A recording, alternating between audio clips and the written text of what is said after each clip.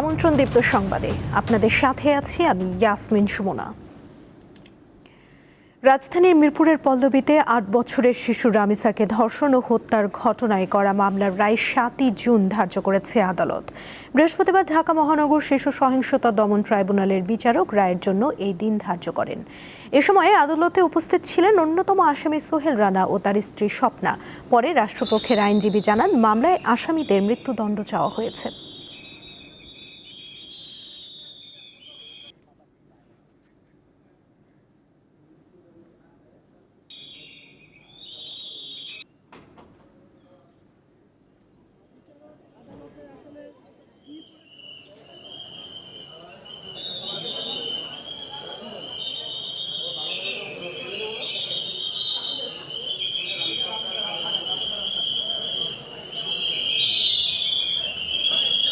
এ বিষয়ে জানাতে আদালত প্রাঙ্গণ থেকে যুক্ত আছেন আমাদের সহকর্মী মাহিদুর রহমান। আমরা কথা বলবো তার সঙ্গে।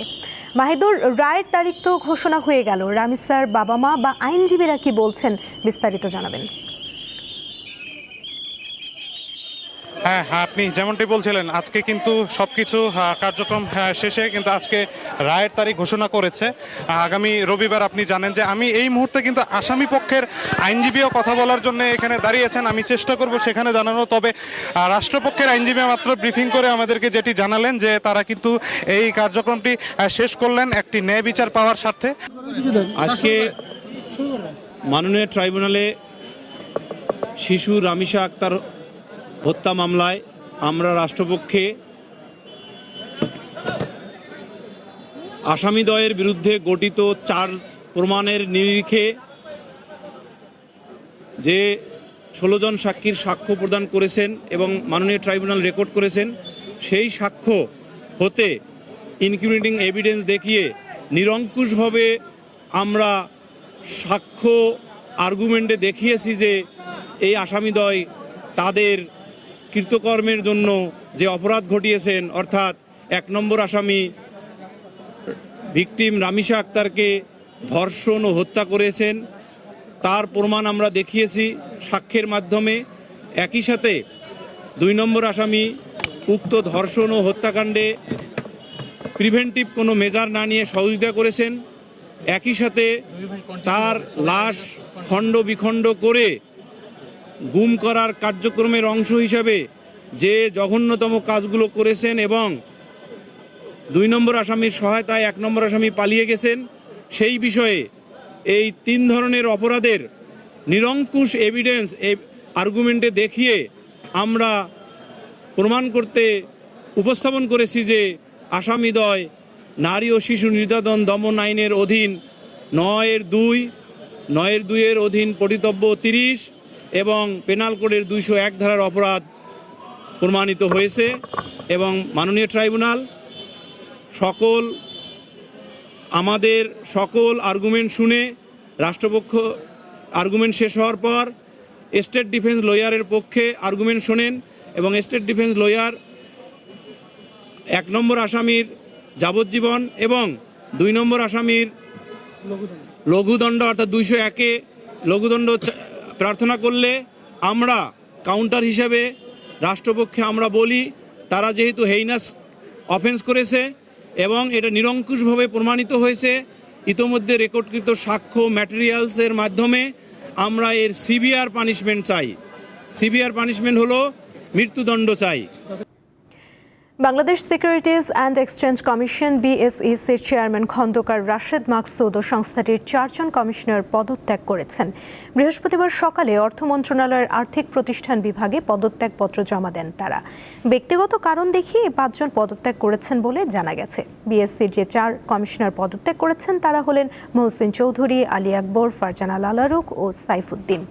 2024 সালের 18 আগস্ট 4 বছরের জন্য খন্দকার রাশেদ মাকসুদ BSEর চেয়ারম্যান হিসেবে নিয়োগ পান।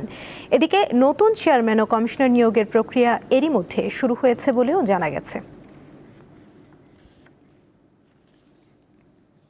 নতুন অর্থ বছরের বাজেটে ঘাটতি কমাতে ব্যবস্থাপনা কৌশল বের করার পরামর্শ দিয়েছে সিপিডি। এছাড়া সরকারি চাকরিজীবীদের নবম ওয়েট বোর্ড মূল্যস্ফীতির চাপ আরও বাড়াবে বলেও জানায় বেসরকারি গবেষণা সংস্থাটি। বৃহস্পতিবার state of the Bangladesh economy 2025-26 উপস্থাপন করে এসব জানায় সিপিডি। এছাড়া রাজস্ব আদায়ে এবার বাস্তবমুখী পদক্ষেপ নেবার দাবি জানায় সিপিডির নির্বাহী পরিচালক Fahmida Khatun. Cyber security convergence platform the team phoenix group phoenix summit 2026-এর আনুষ্ঠানিক শুরুর ঘোষণা দিয়েছে। বুধবার জাতীয় প্রেস ক্লাবের সংবাদ সম্মেলনের আনুষ্ঠানিক ঘোষণা দেন দ্য টিম ফিনিক্স গ্রুপের প্রতিষ্ঠাতা ও chief of research ASM Shamim Reza. আগামী 23শে জুন থেকে শুরু হয়ে মোট 5 দিন বাংলাদেশি চীন মৈত্রী সম্মেলন কেন্দ্রে এর আয়োজন করা হয়েছে। আয়োজকরা সংবাদ সম্মেলনে বাংলাদেশের সাইবার নিরাপত্তা ইকোসিস্টেমকে আরও জোরদার করতে দক্ষ জনবল তৈরি, অংশীজনদের মধ্যে সহযোগিতা বৃদ্ধি ও ডিজিটাল স্থিতিশীলতা জোরদারের লক্ষ্যের কথা তুলে ধরেন।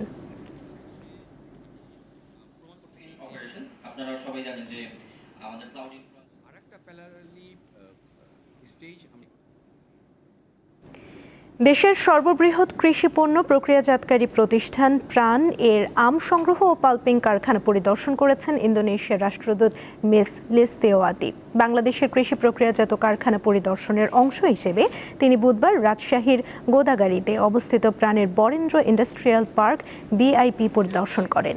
রাষ্ট্রদূতকে স্বাগত জানান প্রাণ RFL গ্রুপের বিপণন পরিচালক কামরুজ্জামান কামাল এবং কারখানার জেনারেল ম্যানেজার হযরত আলী। এ সময় তাকে প্রাণের উৎপাদন ও দেশ বিদেশে বিপণন কার্যক্রম সম্পর্কে অবহিত করা হয়। পরিদর্শনকালে তিনি প্রাণের আম সংগ্রহ ও পাল্পিং কার্যক্রম উদ্বোধন এবং প্রাণের আধুনিক উৎপাদন ব্যবস্থার ভূয়সী প্রশংসা করেন।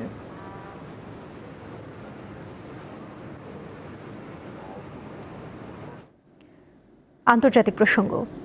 গাজায় আবারও হামলা চালিয়েছে ইসরায়েলি বাহিনী। গতরাতে বিমান হামলায় 4 শিশুসহ অন্তত 9 জন নিহত হয়েছেন। আল জাজিরা জানায় গাজা সিটির বিভিন্ন এলাকায় 4টি সমন্বিত বিমান হামলা চালানো হয়। এতে কয়েকটি স্থানে ভয়াবহভাবে আগুন ছড়িয়ে পড়ে। দগ্ধ হন নারী ও শিশুসহ বহু মানুষ। এদিকে যুক্তরাষ্ট্রের ওয়াশিংটনে এক আলোচনার পর শর্ত সাপেক্ষ যুদ্ধবিরতিতে সম্মত হয়েছে ইসরায়েল ও লেবানন। তবে এই যুদ্ধবিরতি পুরোপুরি কার্যকর হওয়া নির্ভর করছে ইরান সমর্থিত গোষ্ঠী হিজবুল্লাহর হামলা বন্ধের উপর। বুধবার দুই দেশের যৌথ বিবৃতির মাধ্যমে এই সিদ্ধান্তের কথা জানানো হয়। খেলার খবর। বিশ্বকাপের খেলা দেখতে আসা দর্শকদের পুনর্ব্যবহারযোগ্য পানির বোতল নিয়ে স্টেডিয়ামে প্রবেশ নিষেধাজ্ঞা জারি করেছে ফিফা। বিশ্বকাপ শুরুর আগে একেবারে শেষ মুহূর্তে নীতিমালায় এই পরিবর্তন আনা হলো। এর ফলে তৃষ্ণার্ত দর্শকদের স্টেডিয়ামের ভেতরে বোতলজাত পানি কিনতে হবে। যুক্তরাষ্ট্রের বিভিন্ন সংবাদ মাধ্যম এই তথ্য জানায়। এ ছিল এখনকার মতো। পরবর্তী সংবাদ বিকেল 5টায় দেখার আমন্ত্রণ রইল। এছাড়া আরও তথ্য পেতে যুক্ত থাকুন দীপ্ত ডিজিটাল প্ল্যাটফর্মের সাথে। ধন্যবাদ সবাইকে।